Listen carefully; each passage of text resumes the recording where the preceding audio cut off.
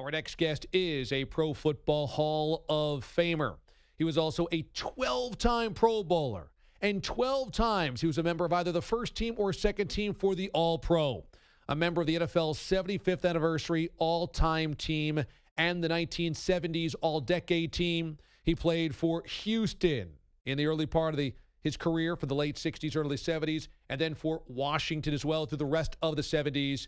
Great safety of all time, Ken Houston, joining us this morning. Ken, good morning. How you doing? Hey, thank you so very much, and it's my pleasure to be a part of you. I appreciate you stopping on by and spending some time with us. And I think back to the beginning of your career when it began in the AFL, and coming up in this Super Bowl, we will have an old-school AFL team of the Patriots and an old-school NFL team in the Rams.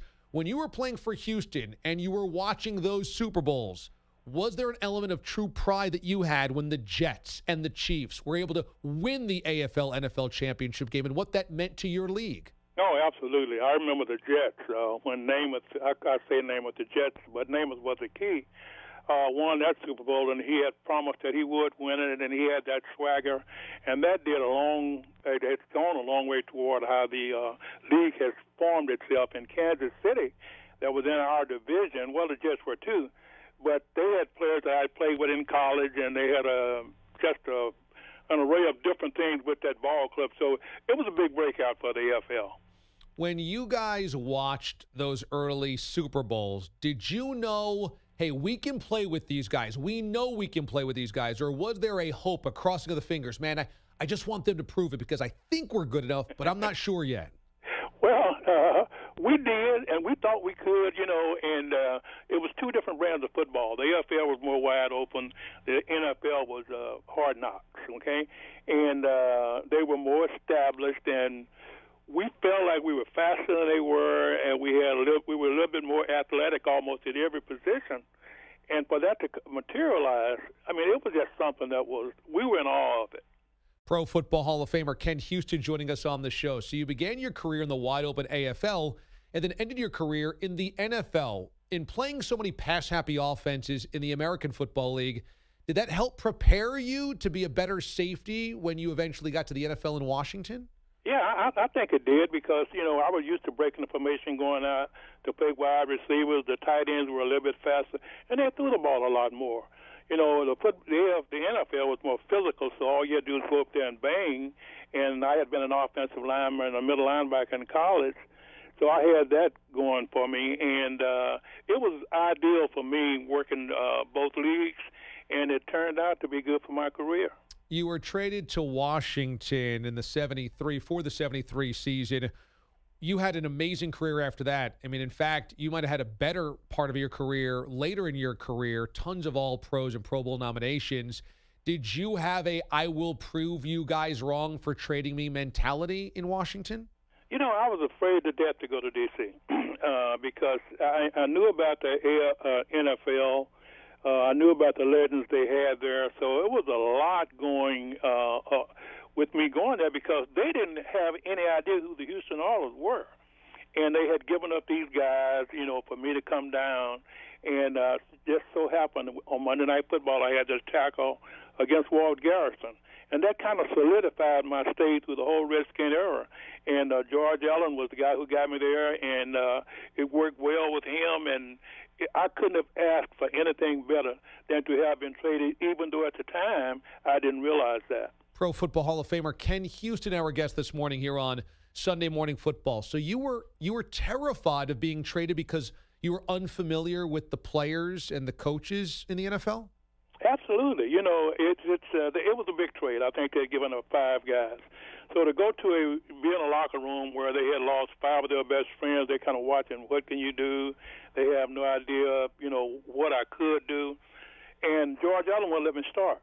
You had to earn your starting position. So I'm thinking, you traded for me, and now I can't start. And we had a safety, Roosevelt Taylor, that broke his arm, and they moved Brig Owens to the free and me to the strong, and I had that play on Monday Night Football, and so the rest of the time it kind of made things a lot easier for me. Yeah, many people have always felt like that tackle on Walt Garrison, as you said, kind of solidified you as a member of that team for a long time, and the fans always embraced you after that.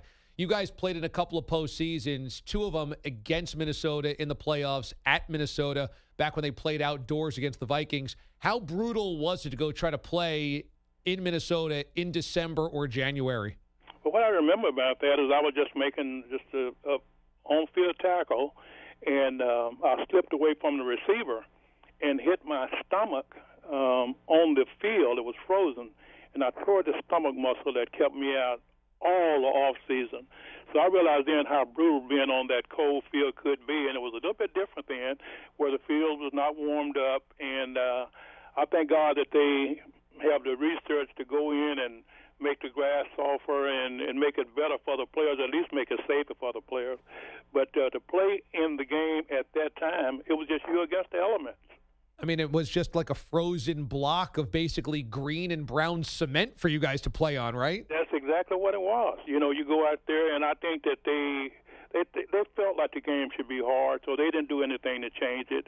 And it being on that frozen tundra, I call it, was a part of what they did, and it made the myth more greater. In the AFL, you faced great quarterbacks like Len Dawson or Joe Namath. In the NFL, you were in the same division as Roger Staubach. Who was the best quarterback you had to face as a defensive back? Roger, I guess Van Tarkenton, probably because he was a scrambler. He's more like today's quarterback with the time that they give him.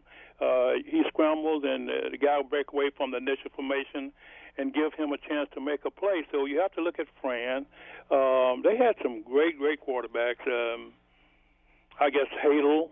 People that don't remember that much, Staubach was one of those kind of guys that would beat you at the last minute scrambling. So I think that any quarterback that scrambled then had an advantage because you could hit a quarterback in the pocket. So if you couldn't run, you had that 1,001, 1,002, 1,003, and the ball had to be out. So I definitely didn't like playing against scrambling quarterbacks. Everybody says that the rule change in 1978 that kind of allowed wide receivers to run more freely downfield kind of was the start of the offensive evolution that we see now in the NFL. Did you find it difficult to play within the rules after that rule change in 78? Absolutely, because see, football is instinctive. And if you're going across to make a tackle, you can't worry about where your head is, even though I know it's sometimes unsafe the way the guys get hit. But do you have to have a hitting zone? I mean, that's what it's going to come down to. Nobody's head can go in this zone because if a defensive back can't hit, I mean, the receiver's going to run over him. He jeopardizes himself. If it's about the head, then you have to start trying to protect the running back because they get in the head more, hitting the head more than anybody else. And so I think the safest way, if you're going to do that, put everybody on the timer. Let the ball be out by 1,003. That way the game won't be as fast and it won't be as dangerous. But if you hold that ball more than 1,003, that guy's at full speed, and you cannot avoid. First of all, you got the defensive lineman running full speed, and you expect him to pull off in midair. You know, you got a quarterback. You can hit him in the shoulder, get called for it. So you really don't know what to do. And I think that after this season, they will go back and they'll look at the rules. And I don't understand a guy being able to block another guy and then let a guy catch a pass and say he caught a pass. You know, first of all, he won't even clear the line of scrimmage if he can't get off. And now you're allowing them to block. I understand what the league is trying to do, but they put it in too much favor of the offense, and they need to let the game go back just a little bit. Pro Football Hall of Famer Ken Houston joining us this morning on the show. All-time safety for both Houston and Washington. Does that make it tough for you to maybe watch this upcoming Super Bowl, knowing that these are two of the best offenses in the game, and maybe we'll have a game played in the 30s or 40s? Yeah, it does. Because, you know, for the life of me, I can't understand how a guy can block a guy and they say it's not a pick. You know, it's just like how a guy can interfere with a guy and you say it's not interference. Every play I see a guy push off of a defensive back. And that's one of the greatest advantages in the world. If my momentum is going downfield and you put your hand and push me, you can clear me by a full yard. I mean, it doesn't look like much. So the deal is, you know, like if you're not going to touch, don't touch. But let it go on both sides. And I know that the fans, and I'm for the fans, they like scoring, but you still have some football people that like football. And so you have to make sure you don't take it too far away from football. Ken Houston is our guest this morning here on CBS Sports Radio. You are a gridiron great, and we also have a gridiron great assistance fund, which has been tag teamed with Southern Recipe, who do amazing work with not only the community, but also pork rinds as well. And pork rinds and football go together pretty well. There's Pork Rind Appreciation Day. Now, how about the Gridiron Greats Assistant Fund? How is that helping former players in the NFL? Well, first of all, you have a lot of players that are in dire need. You have, and I didn't make the money, and it's not all about money. You had an opportunity to play. Let's just put that aside. But there is a need, and by playing the sport, by putting your body at risk, by putting your family at risk, you're just out of money. You run out of money. The pensions were not there like they are now. The assistance is not there like it was now, and that's why it's so good for you take a group like Southern Recipe to come in, and they have a game, and you go to program.com, and in this game, some fan is going to win $2,500, but also it gives an opportunity for the Southern Recipe to give $15,000 to the Gridiron Assistance Fund.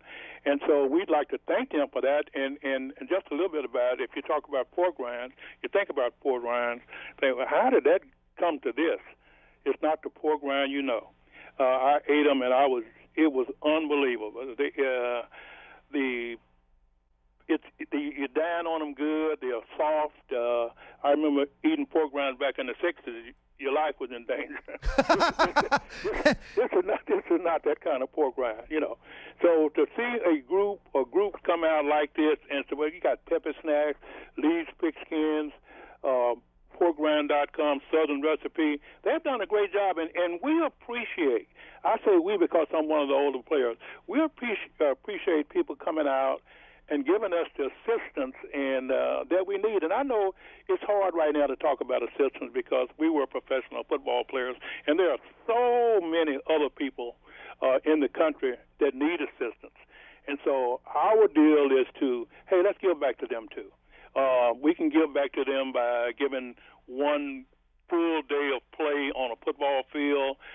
We go out and we do a lot of speaking. But all this is great, and what it amounts to is all of this has to work together to create the NFL for what it is.